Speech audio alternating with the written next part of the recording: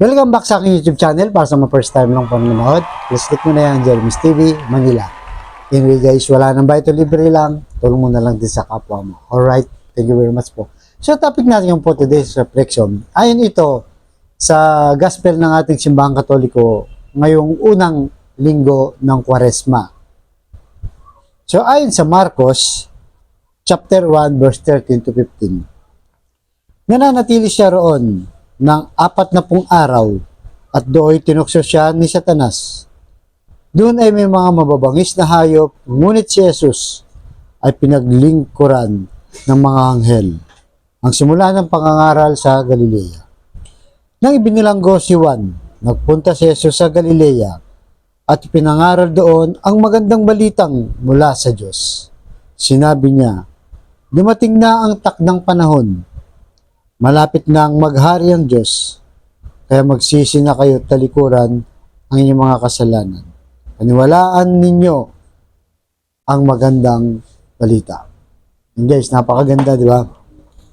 Napakalinaw. So, ayon yan sa tinatawag natin Kwaresma ngayon, kung saan ay, ibig sabihin ng Kwaresma ay 40 days.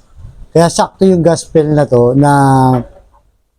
na ayon dito, 40 days siyang tinukso o nasa ilang, di ba? Nasa ilang siya, walang kain. Sa verse ni Marcos, hindi mo wala nang dinitalye, basta sinabi niya na tinukso siya ni Satanas. Pero sa ibang Bible verse, sa mga ibang evangelista, ang nakalagay dito, may 3 uri siyang bagay na tinukso siya habang siya'y gutom, walang kain, walang tulog, nananalangin siya. Tinukso siya ni Satanas. Ang unang tukso sa kanya, ang sabi niya, kung talagang ikaw ang anak ng Diyos, yung bato, sige niya, pwede mong gawin tinapay. Talagang tinutukso siya, di ba? Para daw lumabas yung kanyang kapangyarihan. Pero ang turo ng Panginoon, hindi niya masyadong in-entertain. Ang sinasabi lang niya, nasusulat, binabara niya sa mga ganong sagot para nga hindi na masyado pa silang mag-usap. Pangalawa, ang sabi niya, nakikita mo lahat yan. Di ba? Nasa tuktok sila ng Jerusalem noong time na yun. Ang sabi niya, lahat ng nakikita mo yan, mapapasa iyo yan. Mga kayamanan, kapangyarihan, mapapasa iyo yan, sabi niya. Sabi ni Satanas, inaakit niya. Kasi guys, kalagayang ito, tao siya. Tao ang ating Panginoon Jesus. Kaya sinagot niya muli, nasusulat. Ginano niya kagad, di niya na masyadong in-entertain. Pinabayaan niya na. At yung pangatlo, nung sabi niya, magpatihulog ka. Dahil kung anak ka ng Diyos, talagang sasaluhin ka ng mga anghel. Hindi ka nila pababayaan. Kaya ano sagot ng ating Panginoon? Nasusulat na huwag mong subukin ang iyong Diyos. Di ba? Yun ang sinasabi niya para hindi siya mabudol, guys. Nitong si Satanas. So, kahit Diyos siya, nakita nyo, kahit Diyos siya, pwede naman niyang ilabas ang kapangyarihan. Lahat ng sinabi ni Satanas ay susundin niya, di ba? O kaya niyang balihin, no, gagamitin niya kapangyarihan. Pero hindi niya ginamit. Para tayong mga tao, di ba? Ibig sabihin, kaya rin natin yun. Alam naman natin, guys, walang exempted sa atin. Lahat tayo may kainahan, natutokso.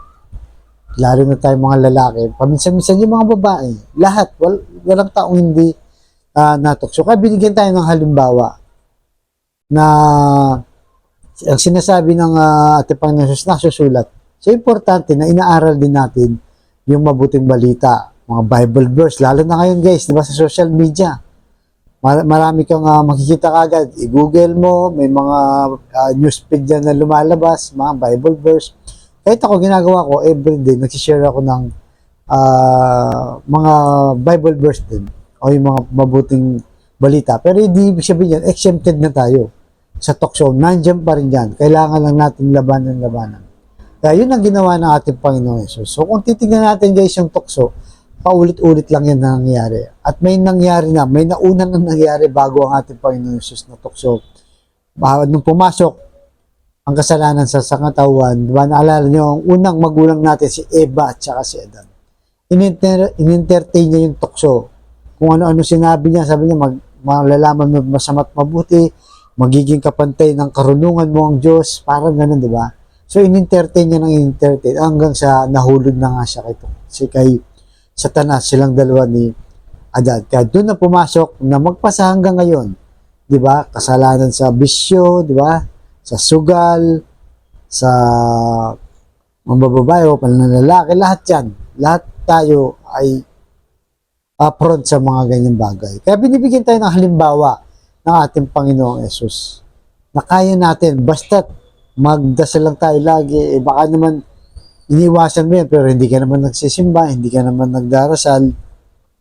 So, kailangan may gawin din tayo na pang-personal na buhay, na huwag tayong mag-entertain at makipag-usap dyan kay Satanas, kundi sa ating Panginoon Jesus. Kagaya na sinasabi ko sa Bible verse. Diba? So, kahit sa Google, marami tayong makikita, mga Bible verse para sana. Kasi yung iba sa atin, hindi nila inaalam, lalo na yung kanilang katolikong pananampalataya. Kaya minsan, talagang nadadala sila.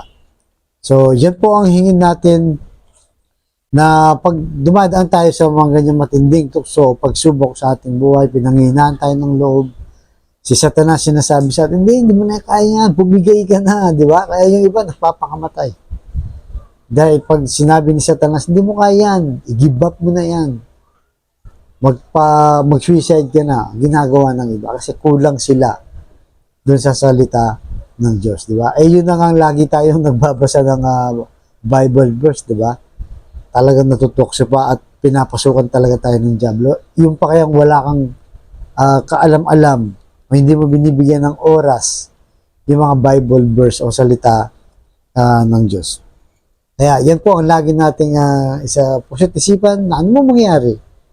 Di ba? Kagaya ng ating Panginoong Yesus, lagi lang siyang nagdarasal sa katahuan niya bilang isang tao sa panahong yan, talagang nilabanan niya. Na kung saan yung unang magulang natin, hindi nilabanan, di ba? In-entertain kaya sila nahulog. At magpasa hanggang ngayon, di ba? Tuloy-tuloy yan. Kaya tuloy-tuloy din tayo sa pagdarasal at paglaban nito. Kaya sa kapatid natin nanonood sa aking vlog na may matinding karamdaman, problema sa pamilya at problema sa pinansyal, sabayin mo ako sa napakasimpleng dasal.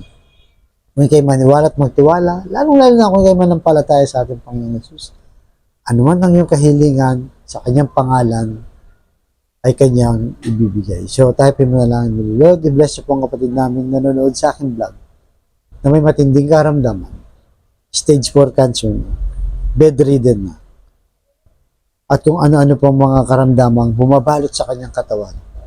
Ipuin niyo po, Lord, ng inyong mapagpagaling na kamay. Yakapin niyo po, aplusin niyo po, tanggalin niyo po, Lord, ang kanyang karamdaman para sa kanyang pamilya. Ganun din po sa relasyon ng kawatak-watak at nagkasira-sira dahil sa hindi pagkakaunawaan. Pagbigkis-bigkisin niyo po muli, Lord, ang kanilang pamilya. Lalong-lalo na po sa financial na kailangan namin lahat, Lord. Lalong-lalo na ang kapatid namin, walang-wala. Ultimong pambili ng bigas, ng ulam, pamasahe, pambaon sa mga bata, pambayad sa lupa, at kung ano-ano pa, Lord. I-bless mo ang aming hanap buhay para sa aming pamilya. So, lahat na ang ito inihiling namin sa matamis na pangalan natin, Panginoon Jesus. Amen and amen. To God all be the glory. Sa ngalan ng Ama, ng Anak, ng Jesus, Santo. Thank you very much, po.